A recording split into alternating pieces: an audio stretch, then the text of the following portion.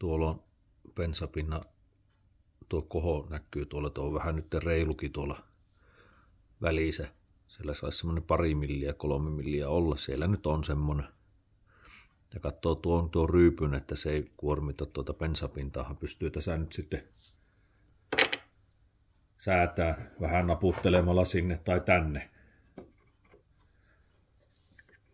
Pannaan tuo neula puuta vasten ja pikkuvasaralla. Nyt se meni jo liikaa.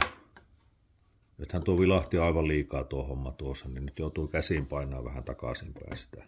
Tää liikkuu tai neula tässä näin. Katsotaanpa mitä se niin nyt näyttää. Nyt se menee ihan tuonne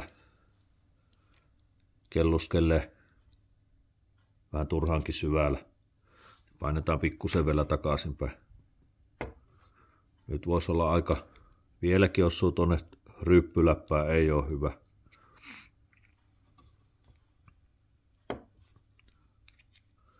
Vieläkin osuu ryyppytappiin, ei hyvä.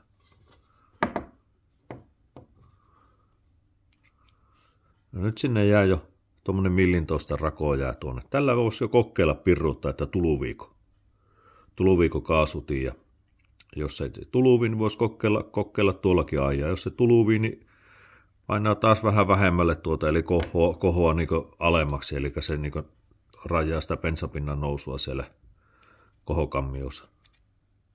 Tämä on aika helppoa toimenpidettä. Näin se niin säätyy tuossa. Suuntaan ja toiseen. Näin. Ja semmonen aika hyvä on tuossa tai tämän kannen ja tuohon väliin, niin tuolla lailla kun kattelee, niin tämä kuitenkin tuohon ryyppytappi, ettei se siihen kuormita sitä. Eli ryypyllä pystyt sitten painaa sitä näin, että se niinku aukaisee tuon bensan tulokanavan tuosta niinku tavallaan niinku näin.